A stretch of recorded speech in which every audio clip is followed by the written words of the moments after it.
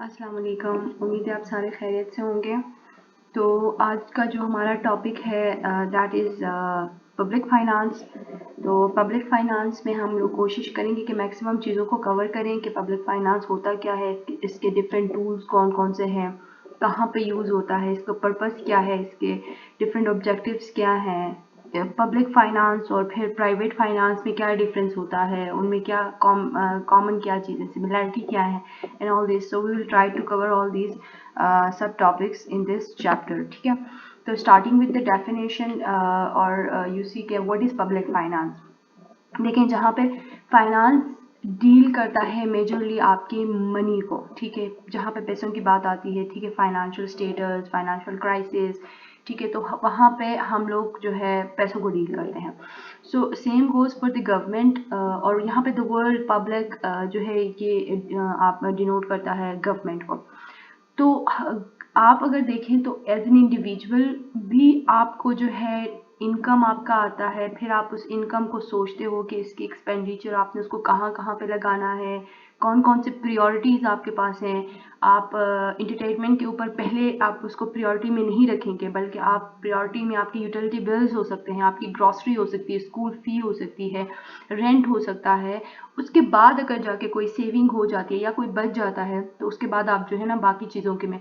So there are certain important things you have to do with your income, और फिर बाद में जो होते हैं कुछ ऑप्शनल चीज़ें होती है। तो ये एक इंडिविजुअल के केस में था। Same goes for the government.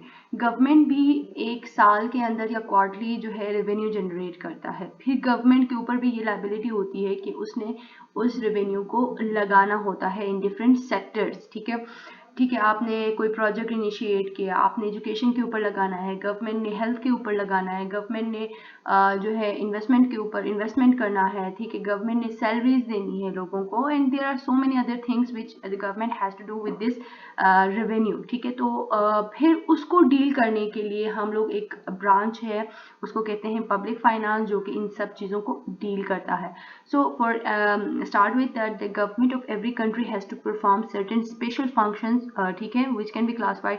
Government दो चीज़ों तरह के जो है वो उसकी रिस्पॉन्सिबिलिटी होती है। ठीक है, एक उसकी फंक्शन हो सकती है कि एक उसकी ऑब्लिगेटरी फंक्शंस होती हैं, दूसरी उसकी ऑप्शनल फंक्शंस होती हैं।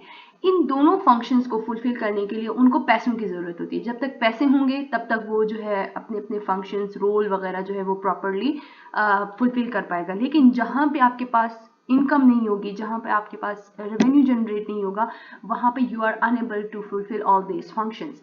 ठीक है, और अगर ये आप specially the obligatory functions, if you are not able to provide these obligatory functions, या इनको आप जो एक्सपेंडिचर्स हैं आप इनको फुलफिल करने में नाकाम रहे, so at that time there will be collapse in your economy. ठीक है, आपकी इकोनॉमिक ग्रोथ इफेक्ट हो सकती है, लोगों की standard of living standard effect हो सकती है, आपकी इकोनॉमी बेसिकली चल नहीं सकती। फॉर एग्जांपल, रेवेन्यू आपका जब आता है, जब बजट आता है आपका, तो बजट में क्या क्या चीज़ें होती हैं। फॉर एग्जांपल, आपकी जो है डिफरेंट सेक्टर्स के ऊपर आपने अपने बजट में से वो शेयर देने होते हैं।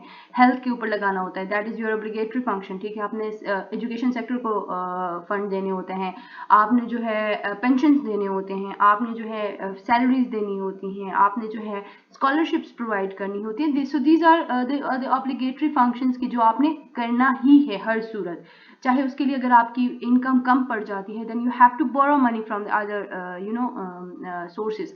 सो these are the obligatory functions, and there are some optional functions जिनको अगर आप करेंगे वेल एंड गुड, नहीं करेंगे तो उससे कोई मेजर फर्क नहीं पड़ता। जिसको करने से आपकी इकोनॉमिक ग्रोथ तो हो सकती है, बट इट्स नॉट लाइक कि उसको ना करने से there will be collapse in your economy, या आपकी एक बहुत बड़ी जो है क्राइसिस राइज हो सकती है। सो दोनों फंक्शंस को फुलफिल करने के लिए the government need fund from the public. ठीक है, now what is the meaning of public finance? The finance is that science which deal with the income and expenditure। आगे पूरे चैप्टर में आप दो ही चीज़ें देखोगे, एक आपका इनकम आएगा, एक आपका एक्सपेंडिचर आएगा। कैसे आप अपने इनकम को एक्सपेंडिचर के साथ आप एडजस्ट करते हो, या कैसे आप अपने एक्सपेंडिचर्स को अपने इनकम के मुताबिक एडजस्ट करते हो, ये दोनों चीज़ें आप पब्लिक फाइनेंस में पढ़ोगे। थ्रू आउट द चैप्टर आप इन दो चीज़ों को ही डील करते हो। और ये कौन इनको बैलेंस करता है, कौन इनको एडजस्ट करता है, तो ये करता है पब्लिक अथॉरिटीज़। पब्लिक अथॉरिटीज़ का मतलब ये है कि ये गवर्नमेंट ऑफिशियल्स ही करते हैं, ठीक है। और जो है public finance is a combination of two words, namely the public and the finance, जो कि मैंने पहले ही बता दिया कि पब्लिक आपको रिप्रेजेंट करता है आपकी गवर्नमेंट या स्टेट को, जबकि the word finance is means money resources. Obviously this is very much clear. Now these money resources are in the form of income and expenditures. जो आपके पास जो मनी आती है वो रखने के लिए नहीं होती, आपने उसको कहीं ना कहीं पे लगानी ही होती है। So there are again these two things, income and expenditures, which you have to adjust. तो वहाँ पे हम इसको डिस्कस करेंगे। So the public finance refers to the systematic study of the operations of public income and expenditure of income authorities. देखिए majorly हम लोग पढ़ते क्या है पब्लिक फाइनेंस में, हम लोग देखते हैं कि गवर्नमेंट की जो इनकम है उसको कौन कौन से सोर्सेज हैं, उसके एक्सपेंडिचर्स क्या क्या हैं, ठीक है, वो कैसे अपने एक्सपेंडिचर्स को अपने इनकम के साथ मैच करता है। फॉर एग्जांपल अगर उसकी एक्सपेंडिचर ज़्यादा हो जाते हैं, डेफिसिट, और उसकी जो रेवेन्यू है वो कम हो जाती है, ठीक है, तो वो कैसे उसको एडजस्ट करती है, तो वो पब्लिक डेट की तरफ जाती है। तो वो डेट कहाँ कहाँ से ले सकते हैं, इंटरनल डेट ले लेगा, नहीं आप एक्सटर्नल डेट्स ले लोगे, आप दूसरे इंस्टीट्यूशंस की तरफ देखोगे, IMF, वर्ल्ड बैंक और दूसरी कंट्रीज से लोन लोगे। सो ऐसे कौन कौन से टेक्निक्स हो सकते हैं जिनसे आप अपनी जो है जो उस डेफिसिट को पूरा कर सकते हैं। सो और फिर वो जो टैक्सेस का रेशियो कितना होना चाहिए, कितना टैक्स आपने इस साल जमा करना है, नॉन टैक्स सोर्सेज कौन कौन से हैं, एंड जो है आपने कौन कौन से सब्सिडीज वगैरह देनी है, आपके कौन कौन से प्रोडक्टिव एक्सपेंडिचर्स है, कौन कौन से नॉन प्रोडक्टिव एक्सपेंडिचर्स है, प्लान एक्सपेंडिचर्स कौन से हैं, अनप्लान एक्सपेंडिचर्स कौन से हैं। तो इन सब को जो है ना वो पब्लिक फाइनेंस डील करता है। तो वो सारा इनकम एक्सपेंडिचर और इनकम एक्सपेंडिचर आगे यही चीज़ें ही होंगी, ठीक है। तो मेजरली हम लोग पब्लिक फाइनेंस में इन्हीं चीज़ों को डील करते हैं। अच्छा अब नेक्स्ट हम लोग देखेंगे कि इसकी definition. Different economists give different definitions to public finance. There are lot of definitions, आप उनमें से देख सकते हो और जो आपको सूट करता है आप वो उठा के अपने पेपर में वो लिख सकते हो। So public finance is an investigation according to Adam Smith that into the nature and principle of the state revenue and expenditure. वही वाली बात है कि हम लोग इन्वेस्टिगेट करते हैं, हम लोग बेसिकली इन डेप्थ उसकी रिसर्च करते हैं कि स्टेट की रेवेन्यू कहाँ कहाँ से आती है और उसके एक्सपेंडिचर कौन कौन से होते हैं, और हम उनको वो स्टेट कैसे मैच करता है या फुलफिल करता है। अगर इन केस ऑफ बोरोइंग तो वो कहाँ कहाँ से बोरो कर सकता है।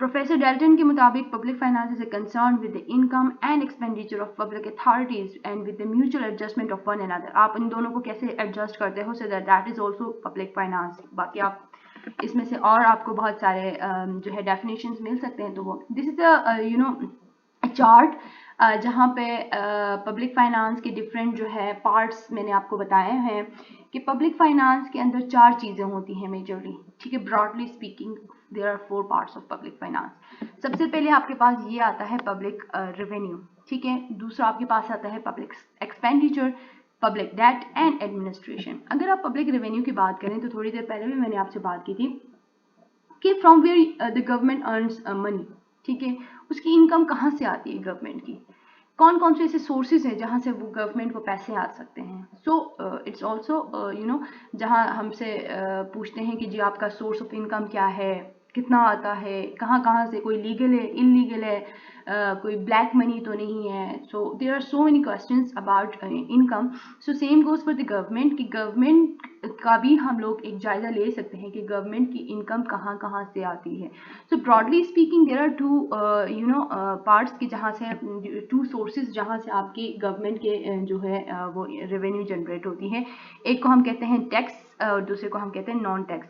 टैक्स सोर्स में आपके पास अगेन 2 टाइप्स होती हैं, एक आपके पास डायरेक्ट टैक्स होती है, एक आपके पास इनडायरेक्ट टैक्स होती है। These are determined by the government. Government जो है वो पहले से बता देती है कि इतना % जो है आपकी टैक्सेस लगेंगे। याद रखिए कि गवर्नमेंट का जो मेजर रेवेन्यू का जो शेयर होता है वो आपके टैक्सेस से आता है। अगर आप डेवलप्ड कंट्रीज में देखेंगे तो टैक्स टू GDP रेशियो काफ़ी ज़्यादा होता है, ठीक है, इसलिए स्टेबल उनकी इकोनॉमी होती है। इन कंट्रीज लाइक पाकिस्तान और इन डेवलपिंग कंट्रीज जहाँ पे प्रॉब्लम ये होती है कि लोग अपने टैक्सेस सही से पे नहीं करते हैं, उनसे जान छुड़ाने की कोशिश करते हैं, ठीक है। तो वहाँ पे क्या होता है, टैक्स टू जीडीपी रेशियो बहुत मिनिमम होती है, जिसकी वजह से आपकी ओवरऑल जो रेवेन्यू होती है, रेवेन्यू कलेक्शन के टाइम पे आपकी रेवेन्यू बहुत कम होती है। This is one of the major reason कि आपकी इकोनॉमिक ग्रोथ नहीं होती है, आपकी जो बजट डिफिसिट होता है, आप प्रॉपरली हर एक सेक्टर के ऊपर फोकस नहीं कर सकते, इंपॉर्टेंट सेक्टर आपसे निगलेक्ट होते हैं। So this is the main reason, ठीक है। टैक्सेस दो तरह के होते हैं, एक आपके पास डायरेक्ट टैक्स होता है। डायरेक्ट टैक्स मीन्स कि जो आपकी इनकम के ऊपर लगता है, मेरी इनकम के ऊपर जितना परसेंट टैक्स मुझे पे करना है, दैट इज कॉल्ड डायरेक्ट, जो कि मैं पे करती हूँ डायरेक्टली, गवर्नमेंट मुझसे मांगता है और मैं अपने जेब से वो दे देती हूँ, ठीक है। Next is indirect. Indirect tax वो टैक्स होता है जो कि आप अपने जेब से नहीं देते हो, टैक्स किसी और बंदे के ऊपर लगता है लेकिन पे आप करते हो। फॉर एग्जाम्पल सेल्स टैक्स, साबुन के ऊपर जो है इतना परसेंट 17% जीएसटी टैक्स है, सेल्स टैक्स है। तो बेसिकली वो टैक्स जो है वो मैन्युफैक्चरिंग उनके ऊपर लगता है, बट उसको पे कौन करता है, बेचारे गरीब आवाम करते हैं। तो जितना ये इनडायरेक्ट टैक्स ज़्यादा होगा तो आपकी इन्फ्लेशन भी ज़्यादा होगी और लोग द पीपल जो है वो उनके ऊपर बर्डन ज़्यादा आता है, ठीक है। So these were the different two sources of government revenue. तो इसको हम कहते हैं पब्लिक रेवेन्यू। अब पब्लिक के एक्सपेंडिचर्स कौन कौन से होते हैं, दिस इज ऑल्सो इम्पॉर्टेंट कि पब्लिक अपने पैसे कहाँ कहाँ पे लगाता है। So there can be two type of expenditures. एक को हम कहते हैं प्रोडक्टिव एक्सपेंडिचर्स और दूसरे को हम कहते हैं अनप्रोडक्टिव एक्सपेंडिचर। अगर मैं प्रोडक्टिव एक्सपेंडिचर के आपको एग्जांपल दे दूँ, अगर मैं आपको एज एन इंडिविजुअल आपको एग्जांपल दे दूँ कि if I have ₹2000, I would have two options. मैं जो है उन 2000 से I can buy a book और I can buy a movie ticket, ठीक है। Now it's up to me कि मैं उस 2000 से कौन सा जो है एक्सपेंडिचर करूँगी। हर सूरत मैंने वो लगाना ही लगाना है। For example if I buy a book with that 2000 rupees और मैं उसको पढ़ती हूँ तो वो मुझे नॉलेज देता है जो कि एक प्रोडक्टिव उसमें आ जाता है, एक्सपेंडिचर में आता है। But on the other side if I watch a movie with that 2000 rupees, तो मूवी देखने के बाद बस मैंने मूवी देख ली, पॉपकॉर्न खा लिए, बस बाहर निकल आ गए, so this is kind of unproductive, जिसका कोई फायदा नहीं हुआ। So same goes for the for the government कि there can be a productive expenditure। Government जो है किसी अच्छे अच्छे सेक्टर्स के ऊपर लगा सकता है, कोई जो है प्रोजेक्ट्स इनिशिएट कर सकता है, और government can do unproductive expenditures as well के चाय के ऊपर जो मीटिंग्स वगैरह होती हैं उनके ऊपर अच्छा खासा जो है वो लगता है। असेंबली के सेशंस के दौरान पहले होते थे आपके खाना वगैरह के अरेंजमेंट होते हैं देयर, और आपका एक अच्छा खासा बजट उसके ऊपर लगता था। So there was nothing out of that, ठीक है। उसका कोई आउटपुट नहीं होता था उस खाने का, उस मीटिंग के उसमें, और भी बहुत सारे होते हैं प्रोटोकॉल वगैरह के ऊपर। सो वो अनप्रोडक्टिव एक्सपेंडिचर की तरफ आता है, और जिससे आपको कोई आउटपुट आप जहाँ से ले सकते हो, so that is the productive expenditure. Same goes again, expenditure के अंदर आपके एक प्लान्ड एक्सपेंडिचर हो सकते हैं और एक अनप्लान्ड एक्सपेंडिचर हो सकते हैं। फॉर एग्जांपल अगर मैं प्लान्ड एक्सपेंडिचर की बात करती हूँ, मैंने जो है 2 दिन के बाद मैंने लाहौर जाना है, मैंने प्लान किया हुआ है, ठीक है। मैं उसके लिए टिकट खरीदती हूँ, मैं उसके लिए जो है अपने और एक्सपेंडिचर्स करती हूँ। मैंने कपड़े ले लिया है, जो भी ले लिया कि मैंने 2 दिन बाद जो है एक फंक्शन में जाना है Lahore. So that is a plan, ठीक है। अनप्लान जो एक्सीडेंटली होता है, ठीक है, आप उसके लिए कोई प्लान नहीं करते हो। फॉर एग्जाम्पल अब same goes for the government. Plan भी क्या होता है, प्रॉपर वो बजट बनाता है, उसमें हर एक सेक्टर को वो कहता है कि इसके ऊपर मैंने इतना एलोकेट करना है, इसके ऊपर मैंने इतना, हेल्थ के ऊपर इतना इतना। सो वो सारे प्लान एक्सपेंडिचर्स होते हैं। On the other hand unplan expenditures में से हो सकता है गॉड फॉरबिड आपका जो है नेबरिंग कंट्रीज के साथ कोई क्लैश आ जाता है, तो एकदम से आप वॉर की तरफ जाते हैं, तो you need a lot of money for that. Flood आते हैं, रेनफॉल ज़्यादा हो जाती है, जिस तरह आजकल कराची की जो सिचुएशन है, और उसके लिए आपको पैसे चाहिए होते हैं। या कोई इस तरह पॉलिटिकल इंस्टेबिलिटी हो जाती है मुल्क में, जो है किसी चीज़ की शॉर्टेज हो जाती है, सो नेचुरल कैलेमिटीज हो सकती हैं। There are so many unplanned expenditure जो कि गवर्नमेंट को करना पड़ता है। जिस तरह one of the biggest example is this कोविड-19 पेंडेमिक के, जिसमें आपके पास you have to allocate a very big amount of your budget on this pandemic के। आपने उसको लोगों को ये एहसास प्रोग्राम के थ्रू आपने लोगों को जो है पर मंथ आप उनको वो इनकम दे देते थे, आप उनको पैसे देते हो। आपने जो है आपके कारखाने बंद हो गए, लेकिन उसके बावजूद आपने गवर्नमेंट ने कोशिश की कि वो लोगों को मैक्सिमम जो है वो फैसिलिटीज़ प्रोवाइड करें। राशन वगैरह बंटना स्टार्ट हो गए थे, ठीक है, लोगों को एक जगह से दूसरी जगह पहुंचाने के लिए transportation and so many other things. तो वो अनप्लैन्ड एक्सपेंडिचर्स में आ जाता है, ठीक है। Next is the public debt. अब देखें, पब्लिक के पास इनकम आ गई, पब्लिक ने उसको गवर्नमेंट के पास पहले इनकम जनरेट कर दी गवर्नमेंट, ठीक है, फिर गवर्नमेंट के एक्सपेंडिचर्स हमारे पास आ गए। अब गवर्नमेंट की जो रेवेन्यू थी वो इस दफ़ा कम हो गई, let's suppose is an example, और उसकी एक्सपेंडिचर ज़्यादा हो गए। So now what's the option with the government? And there are a lot of options to fulfill your expenditures, ठीक है। आप ये तो नहीं कह सकते हो कि मेरे पास पैसे नहीं है, गवर्नमेंट के पास इस साल पैसे नहीं है, तो गवर्नमेंट जो है वो आपको जो है वो हेल्थ के ऊपर हेल्थ को बजट नहीं दे सकता। No, it can not be do like this. So government has many other options as well, कि गवर्नमेंट बॉर्विंग कर सकता है। अब डेट के अंदर भी दो चीज़ें आती है, एक इंटरनल डेट होता है और एक एक्सटर्नल डेट होता है। इंटरनल डेट आप अपने गवर्नमेंट जो है वो सेंट्रल बैंक से लोन ले सकता है, गवर्नमेंट जो है वो दूसरे कमर्शियल बैंक से लोन ले सकता है, ठीक है। और एक्सटर्नल में जिस तरह हम लोग IMF से लेते हैं, सऊदी अरेबिया से हमने लिया था, चाइना से हमने लिया है, ठीक है, एंड इसी तरह हम लोग दूसरे कंट्रीज से जो है वो लोन ले सकते हैं, तो वो हमारे पास एक्सटर्नल डेट्स में आ जाता है। Now these are very important, because अगर आप देखें इफ़ एज एन इंडिविजुअल, अगर मेरे पास जो है एक मंथ की जो मेरे पास जो एक इनकम है, एक फिक्स्ड इनकम होती है, वो इनकम, और इस महीने मेरी सर्टेन एक्सीडेंटल अनप्लैन्ड एक्सपेंडिचर्स बढ़ गई हैं, तो मेरा क्या हुआ, मेरी जो इनकम थी वो कम पड़ गई और मेरी एक्सपेंडिचर ज़्यादा हो गई हैं। तो अब मैं रेस्ट ऑफ द मंथ में वैसे ही तो नहीं बैठ सकती ना, I have two by something for my self for living, ठीक है। मैंने यूटिलिटी बिल्स देने होंगे, मैंने खाना खाना होगा, मैंने अपने लिए और चीज़ें करनी होगी जो day to day necessity of your life है। उनको फुलफिल करने के लिए मैं क्या करूँगी, मैं किसी दोस्त, अपने किसी दोस्त, अहबाब, रिश्तेदार, पड़ोसी, बैंक से या इवन और कहीं से भी मैं क्या कर सकती हूँ, लोन ले सकती हूँ। अगर मैंने अपनी फैमिली, अपने नेबर्स, अपने रिलेटिव्स और इनके साथ मैंने लोन ले ली इनसे, तो वो दैट इज़ इंटरनल डेट आएगा इन केस ऑफ एन इंडिविजुअल। और अगर मैंने बैंक्स, कमर्शियल बैंक्स और दूसरे इस तरह के किसी इदारे से मैंने लोन ले लिया, so in case of an individual that will be external debt, ठीक है, एक्सटर्नल लोन या जो भी आप उसको कहना चाहते हैं, तो वो हो सकता है। द लास्ट वन इज, आपके पास रेवेन्यू आ गई, आपने एक्सपेंडिचर्स अपने बता दिए कि मैंने इस तरह एक्सपेंडिचर्स करनी है, आपकी रेवेन्यू कम पड़ गई तो आपने बॉर्विंग भी कर ली। अब व्हाट इज नेक्स्ट? ये सब करता कौन है? कौन डिसाइड करेगा कितना जो है ना आपने डेट लेनी है? कौन डिसाइड करेगा कि कहाँ से आपने लोन लेनी है? कौन डिसाइड करेगा कि आपके प्रोडक्टिव एक्सपेंडिचर कौन से हैं?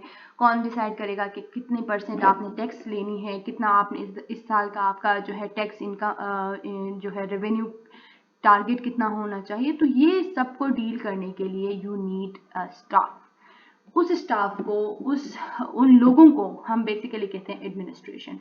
फॉर एग्जाम्पल, अगर आप एज एन इंडिविजुअल देखें, if my income is let's suppose 50,000 में मैंने अपने घर का सारा कुछ करना है, ठीक है, एक्सपेंडिचर्स वगैरह मैंने देखने हैं, I don't need any assistant for that, मैं उसको मैनेज इजीली कर सकती हूँ, ठीक है। I don't need any support person कि वो मुझे आए, वो मुझे कहे जी इतना आपका बिल हो गया, इतने आपकी utility bills, for 50,000 I can easily manage that thing. But अगर आप एक इंडस्ट्रियलिस्ट, आप बिजनेस टाइकून्स, या आप बड़े बड़े जो है बिजनेसमैन जिस तरह मुकेश अंबानी एंड इस तरह और भी बहुत सारे हो सकते हैं, मलिक रियाज हो गए, या जो कि बड़े बड़े नाम हैं जिनकी इनकम जो है वो अरबों में है या करोड़ों में है, so those people need certain staff कि जो उनको बताए कि यहाँ से आपके रेवेन्यू आते हैं, यहाँ पे आपकी एक्सपेंडिचर जाती है, ऐसे लोगों को आपने सैलरीज देनी है, सैलरीज के ऊपर इतना पैसा लगता है, so you need a proper staff for that. Same goes for the public और फॉर द गवर्नमेंट के गवर्नमेंट को इन सब चीज़ों को देखने के लिए ऑफिसर्स चाहिए होते हैं, क्लर्कल ऑफिसर्स स्टाफ चाहिए होता है, ठीक है। आपके पास क्लास 4 चाहिए होता है, अपर ग्रेड ऑफिसर्स चाहिए होते हैं, बजट बनाने वाले चाहिए होते हैं, ठीक है, सुपरवाइजर्स चाहिए होते हैं, एडवाइजर्स चाहिए होते हैं। सो वो सारा आपके एडमिनिस्ट्रेशन या एडमिनिस्ट्रेटिव स्टाफ में आ जाता है। सो इन सब चीज़ों को देखभाल करने के लिए तो ये यहाँ पे आपको एडमिनिस्ट्रेटिव स्टाफ की ज़रूरत पड़ती है।